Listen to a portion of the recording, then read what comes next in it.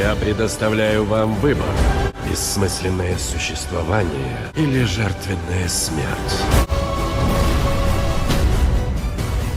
Из-за того, что тот, кто свой нос не знает, где взять, вернулся, Мудроглаз объявил сбор Старой Гвардии Ордена Феникса, но в ответ на их с избранным пропаганду министерство обозлилось на них и записало во врунов и революционеров. Ты не человек.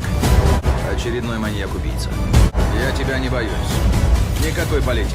Лишь старомодная месть. Вследствие чего одна Карга. из министерства натравила на Гарри 2 дементоров, и он был вынужден защищаться в присутствии Магла, хотя это его кузен, который и так в курсе магического мира. Также появляется свидетель, миссис Фиг, Сквиб, которая присматривала за Гарри с рождения и которая нравилась Дурслям, поэтому их племянник много времени проводил у нее. Но так как она все-таки Сквиб, прямую охрану Гарри доверили наземникусу Флетчеру, персонаж которого полностью вырезали из этого фильма, из-за чего мы потеряли забавную сцену, как миссис Фиг избивает наземникуса своим чемоданом. Но я бы и гироскутер не доверил бы ему охранять, ибо по лору он ушел с поста барыжить товарами. И так как кумовство закончилось, в этот раз Поттера уже отчисляют из школы и собираются сломать палочку, отчего где-то в углу плачет Оливандер. Но Дамблдор просит отложить решение до официального слушания и сделать все хотя бы по закону. Великий человек Дамблдор. Далее фильм делает обалденную вещь. Избранный психует, как и в 3-м фильме, ложится спать и ловит вьетнамские флешбеки после событий в июле и буквально готов встать на путь Мстителя. Я Мститель.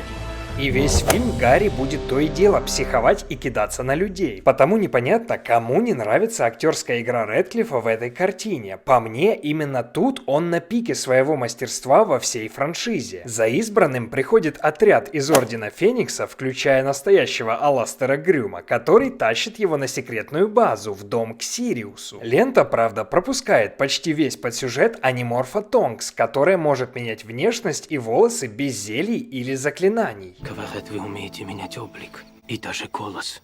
И даже голос. Поэтому мне снова придется закрывать некоторые важные вырезанные моменты из лора самому. Гарри с друзьями подслушивают дискуссию, в ходе которой выясняется, что Снейп тоже в Ордене, но не узнают никаких важных подробностей. И благодарность новому режиссеру за то, что Сириус встретил Гарри как родного, а не как это было в книге, ибо там бродяга не то что не был рад видеть Гарри, а вообще поприветствовал его очень угрюмо, хотя его крестника явно подставили. Орден же очень беспокоит, что на слушание Гарри припрется целый визингомот, который рассматривает только реальную чернуху вроде дел пожирателей смерти. Также из лора известно, да еще и в пасхалке оставлено, что Дамблдора выбросили из того самого Верховного Совета Визингомота. Магловед ведет избранного с собой на работу и, кстати, набирает в будке анаграмму из цифр, что означает магия, и спускается в святая святых. И само министерство сделано невероятно круто, чего только стоит статуя волшебника и других магических существ. Но вот сюрприз. Слушание перенесли на несколько часов ранее, и на то есть своя причина. Кстати, на Фаджа давит Люциус Гламурович, и магический суд в лице министра в этот раз уже без предложений поточить и бесплатных учебников вменяет Гарри обвинение в том, что он использовал Патронус в присутствии Магла. А после того, как суд проигнорировал показания миссис Фиг, которая прямо говорит, что и как было, Мудроглаз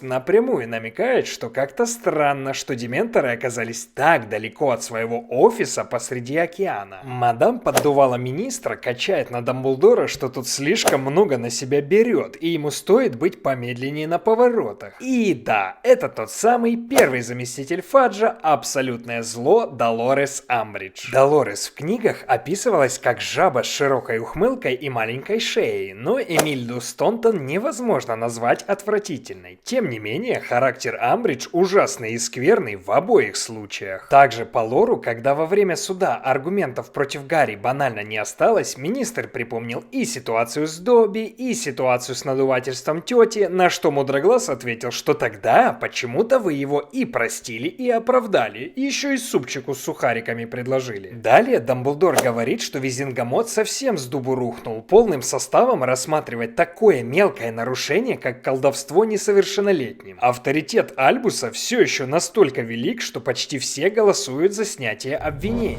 И в книге Гарри, который перед слушанием пообещал бросить в фонтан 10 галеонов, если его оправдают, на радостях вообще бросил все деньги из кошелька. Далее по лору жители дома начали приводить в порядок поместье, и в ходе уборки был обнаружен интересный артефакт, который станет важным в следующих фильмах. Кроме того, в доме завелся Богарт, но Фурия не смогла с ним совладать, он то и дело превращался в кровавые трупы ее мужа и детей. И его смог запереть только Лунатик. 31 августа Мститель, Бунтарка и Бродяга провожают избранного на вокзал, ибо ситуация неспокойная. Крестный передает Гарри фотографию первого Ордена Феникса, где нам представляют родителей Невилла. К слову, тут на платформе появляется крутой кадр для трейлера, ибо там нарисовался лично Волан-де-Морт, но на самом деле это был всего лишь сон. И в книге этого не было, но это шикарное дополнение фильма, которое демонстрирует ментальное взаимодействие Гарри и его противника. Но вот сама поездка самая унылая и плохо адаптированная, ибо в книге оказалось, что Рона и Гермиону выбрали старостами, а старостой Слизерина стал Малфой, поэтому в поезде старосты собирались в отдельном вагоне. А по назначению, еще перед отбытием, родители были так горды, что подарили Рону новую метлу, и в честь дуэта была устроена вечеринка. Даже Перси, который к этому моменту уже успел разругаться со всей семьей и стать помощником министра, в письме поздравил Рона, ибо он и сам был старостой. Возвращаясь к фильму, на выходе из вагона у Гарри уже проявляются его негативные эмоции. Он срывается на чистомере. Этой сцены также не было в книге, но она идеально вписывается в фильм. Далее нам демонстрируют новые кареты. Прокатись со мной на кабриолете. Либо у Дамблдора начался кризис среднего возраста, что он захотел себе машину с откидным верхом, либо он банально попилил бюджет, ибо цены растут, а он теперь без зарплаты от работы в Визингамоте. Тут нам представляют Полумну Лавгуд. Ее все называют Луна Лавгуд, что как бы означает полоумная, сумасшедшая Лавгуд. Девочка из Когтеврана, чутка не от мира сего, видит всяких там странных существ, вроде мозгошмыгов и нарглов, о существовании которых не знает даже... Невыносимая всезнайка. Но в дубляже этот момент потерялся, и не читавшему книгу непонятно, почему в фильме Гермиона запинается на имени Полумна Лавгуд. Это Полумна Лавгуд. Luna Lovegood. Гарри внезапно видит, что кареты таки не едут сами, а там есть самые настоящие лошадиные силы с крыльями, отчего думает, что сошел с ума. Но смысл в том, что этих зверушек видят только те, кто видел смерть. Это как Мангекё Шаринган. А буллинг, который начался в прошлом году, но вроде как бы закончился, возобновился с новой силой. Дамблдор представляет двух учителей, в том числе и поддувалу из министерства. Она толкает беспонтовую, но довольно убедительную пропагандистскую речь, что нужно отказываться от всего запрещенного, хотя дубляж передает идеи не совсем точно. Но пусть не радуется, ведь мы знаем, что следуя проклятию Волан-де-Морта, больше года она тут не протянет. В газетах пишут, что Гарри плоттер, то есть сочиняющий, и к нему на этой почве начинает приставать Симус, но на любопытство о подробностях гибели Седрика избранный говорит: Пошел ты, козел. Рон на правах старосты разруливает конфликт, но у всех все равно дурное настроение, включая самого Гарри, который срывается на лучшем друге. За что позднее в книге Рыжик и Всезнайка попросят друга не срываться хотя бы на них. Далее Гарри снова начинают мучить видения. Он видит, как мерзкая рука тащится к знакомой комнате. Утром Долорес призывает к порядку и представляет ребятам выпускные экзамены, стандарты обучения волшебству СОВ. А также на халяву подгоняет новые учебники, правда теперь они не будут практиковаться в магии. Гарик вступает в ожесточенный конфликт, за что получает наказание. Ему придется написать, что он болтун, и писать ему придется своей кровью. Я с удовольствием сотру с твоего лица эту глупую ухмылку. Тут напрашивается аналогия с Наруто, где для призыва нужно заключить сделку с жабами своей кровью. Да что ты, черт побери, такое несешь? Близнецы, к слову, начинают барыжить свои своими товарами, которые в фильме попадают под запрет. И в картине показаны десятки и сотни декретов, но в книге их было всего 5, включая запрет на участие во всяких там несанкционированных клубах. Позднее МакГонагал наезжает на Амбридж за беспредел в наказаниях. Долорес просит министра дать ей разрешение на полный карт-бланш в школе, после чего она становится глобальным инспектором и начинает инспектировать преподавателей на их пригодность. И знаете, хотя министерство преподносится как полные козлы, но на самом деле выгнать Трелони нужно было давным-давно, ибо она вообще некомпетентна. Как я упоминал в 3-м обзоре, крутая гадалка была только ее прабабушка, а это только наводило шороху и кривлялось. В общем, так и происходит. Прорицательницу гонят с работы без выходного пособия, но Дамблдор не позволяет выгнать ее из Хогвартса. Во все времена в Хогвартс всегда находили помощь те, кто ее просил.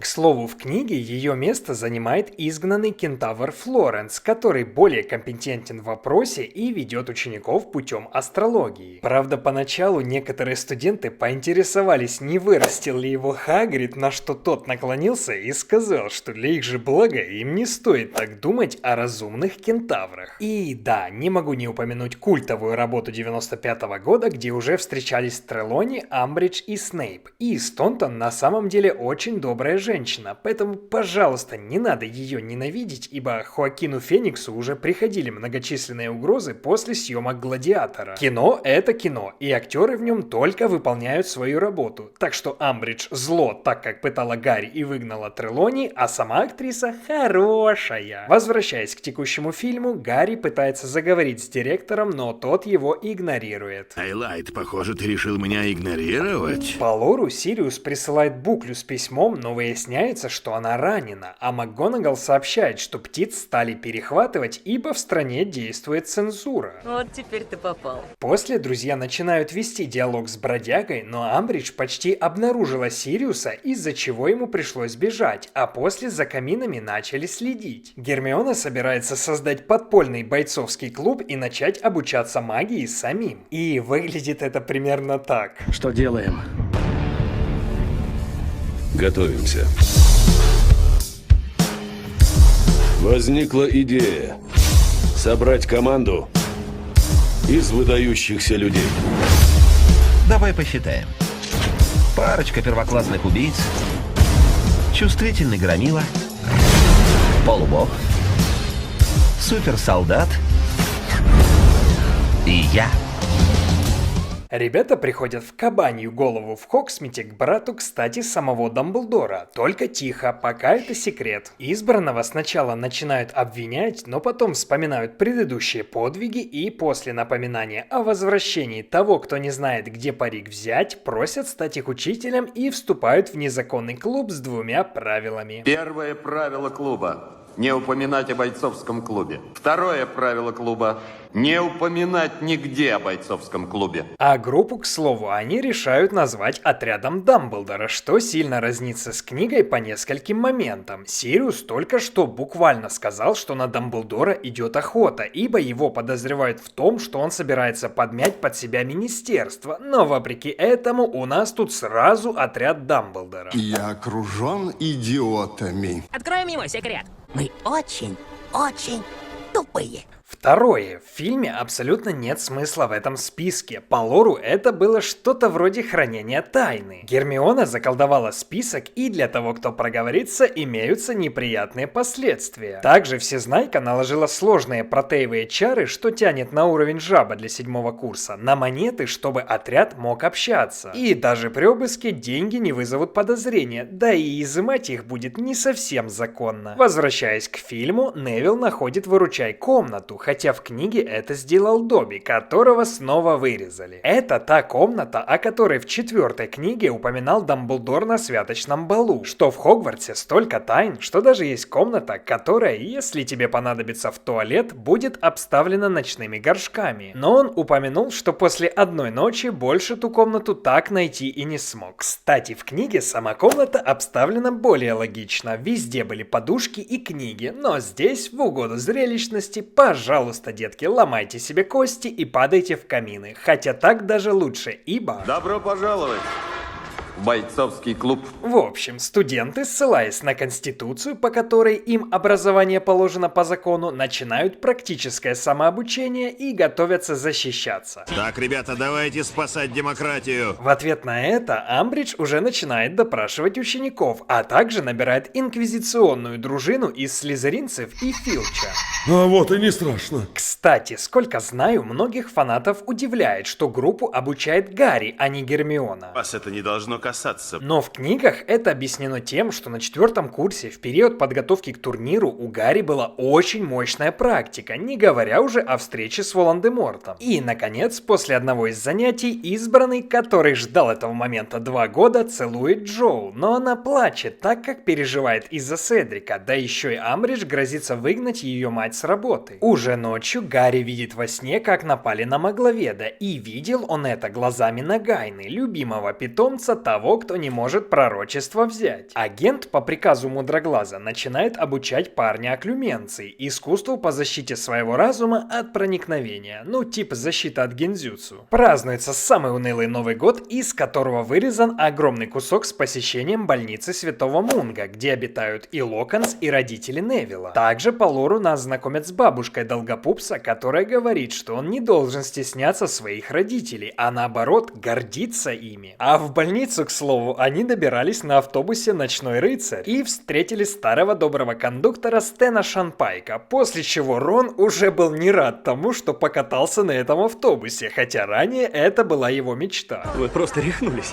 Сириус показал семейное древо, согласно с которым он в родстве с Нарциссой и Драко Малфоем, ибо Нарцисса когда-то носила фамилию Блэк. Также он в родстве и с ее сестрами Белатрисой Лестрендж и Андромедой Тонкс, а также ее дочкой Нимфодорой Тонкс, которая стала новым мракоборцем Ордена. Да более того, бродяга даже дальний родственник всей семье Уизли, ведь полностью чистокровных кланов всего 28, и все они хоть в какой-то мере друг другу приходятся родственниками. Трио возвращается в школу, и по началу 2-го семестра выяснилось, что Хагрид уже вернулся. И как вы думаете, где он был полгода? Боже мой, да всем насрать! Он ходил к великанам на поклон и просил встать на сторону Ордена, ведь Дамблдор никогда не обижал великанов. Вот только Пожиратели Смерти преуспели больше, чем Хагрид с мадам Максим, и переманили великанов к себе. Мы так не договаривались. Да тут еще и из Азкабана сбегает десяток пожирателей, среди которых и фанатичная пожирательница Белатриса Лестрендж, которая со своим мужем и Барти Краучем-младшим и запытала родителей Невилла до безумия. На очередном собрании ОД Гарри начинает обучать всех Патронусу, и по версии фильма у многих стало получаться. Но Амбридж прерывает занятия бойцовского клуба за неуплату крыши. Потому что мое искусство — это взрыв!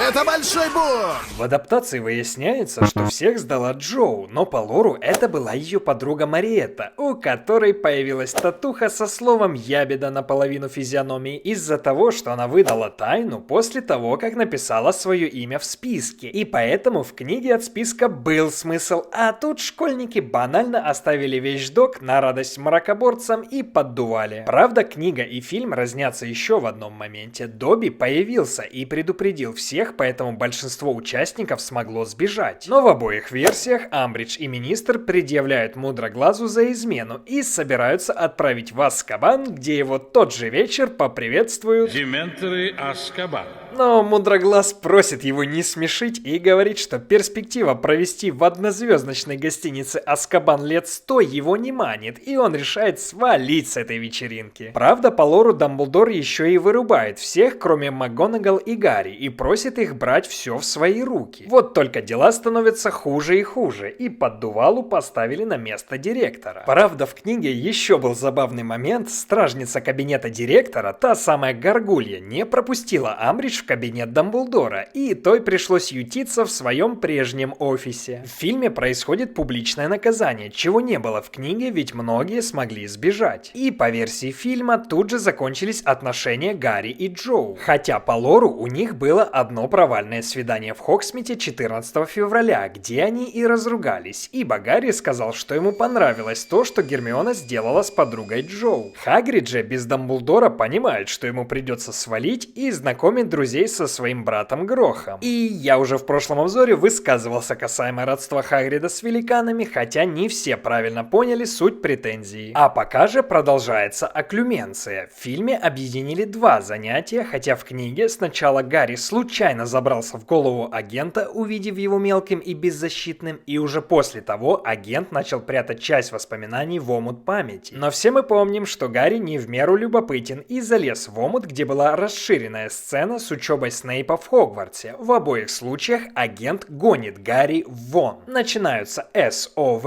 и тут пропущены важные сцены. В одной МакГонагал при Амбридж клянется помочь Гарри стать мракоборцем, даже если это будет последнее, что она сделает в жизни. Потому Гарри придется сдавать зельеварение на уровне жаба, а для этого нужно получить высокий балл на СОВ. К слову, экзаменаторов приглашают из разных учреждений, и избранный даже сдает зельеварение на выше ожидаемого, вторую верхнюю оценку, когда Снейпа нет рядом, что намекает, что не настолько он уже и глупый, а ему банально не подходит учитель. Амбридж сказала, что министр никогда не одобрит Поттера, но Котяуси ответила, что министр может и смениться к тому времени, когда Гарри понадобится работа. Вторая сцена связана с тем, что мракоборцы напали на Хагрида и 4 заклинаниями вырубили Минерву, которая стала на его защиту, а Громила сбежал в горы. Далее фильм и книга снова встречаются. На одном из экзаменов, точнее по истории магии, Гарри видит глюк, как пытают Сириуса. Правда, в фильме близнецы срывают экзамен и убегают из школы, что по лору произошло значительно раньше, задолго до сов. Избранный бежит к единственному камину, который не охраняют, чтобы связаться с Орденом. Я позвонил в Орден, и мне сообщили, что Сириуса тут нет. И тут фильм снова выбросил важный момент. Кикимер уже предал Сириуса и начал водить Гарри за нос, что бродяга действительно в отделе тайн. Поттера в обоих случаях ловит, и Гарри говорит шифр Снейпу, что Змеелик схватил Ньюхауса, то есть Сириуса, там, где оно, то есть пророчество, спрятано. Амбридж собирается пытать Поттера, но Гермиона дурит поддувалу и тащит к Гроху. В лесу кентавры нападают на Долорес, которая умоляет помочь ей и сказать, что она не обидит кентавров. И фильм идеально закольцовывает сюжет. Гарри отвечает, что не должен лгать, чего не было в книге. ОД сбегает от инквизиторов. Ребята летят в Лондон на фестралах и спускаются в министерство. Правда, тут отдел тайн очень пресный, и в нем только пророчество. И одно из них находит Невилл, что и наводит многих фанатов на мысль, что избранный это он. А ведь в книге пророчество о Гарри находит Рон. В обоих случаях это оказалась ловушка. Гламур просит отдать пророчество в обмен на ответы, но отряд Дамблдора решает вступить в неравный бой. Красиво,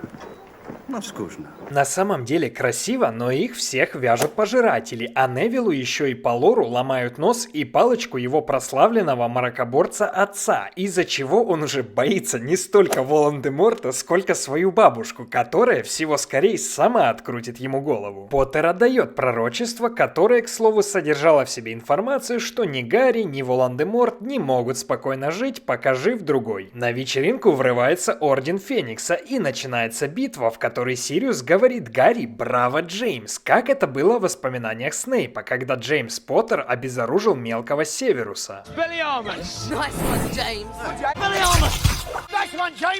Пророчество не достается врагам и разбивается в бою, но, увы, Сириус падает участью храбрых. Бродягу очень жаль, и это одна из самых душераздирающих сцен за всю франшизу. Крики Рэдклиффа были настолько сильными, что Хелена Бонем Картер и Эмма Уотсон не смогли сдержать слез во время съемок, поэтому продюсеры решили их заглушить. Гарри бежит за Белатрисой и впервые использует непростительное заклинание Круциатус. Да только если в фильме оно хоть на пару процентов сработало, то в книге нет, и Белатриса говорит, что для Круциатуса нужно желание причинить боль, а не ярость. Появляется Змеелик и называет Гарри слабаком, а тут подтягивается противник его уровня. Но сначала нужно кое-что прояснить и бросить камень в огород фильма, ведь в книге Белла не улыбалась, увидев темного лорда, а умоляла его о прощении, ибо провалила важное задание. А далее режиссеру снова респект, ибо битва снята очень круто. Два высших высших мага столетия сражаются не на жизнь, а на смерть. Хотя можно сказать, что их последователи тупят. Белла сбежала, а Гарри уселся за камином, но в лоре это объяснено тем, что Альбус оживил статуи от фонтана. Одна напала на Белатрису и зажала ее в тиски, чтобы она не мешалась под ногами, а вторая статуя как раз таки прикрыла Гарри, чтобы тот не пострадал и не вмешивался. Также вырезан момент, в котором Фоукс принял на себя Авада Кедавру вместо Дамблдора, а после восстановился из пепла. Тот, кто не знает, где пророчество взять, понял, что дело дрянь и решил взять под контроль Гарри. Но Альбус говорит, что отличий у них со Змееликом больше, и сила любви и дружбы перебарывает влияние Воланда. Хотя в книге его изгнала боль от утраты Сириуса, которую Змеелик не смог вынести, ибо никогда не знал любви или дружбы. Но тут снова респект режиссеру и сценаристу, которые сделали обалденную сцену с лучшими моментами. А далее лысого из Бразерс, Warner Brothers, палит уже Корнелиус и его ближайшее окружение. И гнать на Дамблдора за ложь и пропаганду становится проблематично. Не то чтобы невозможно, но сложнее.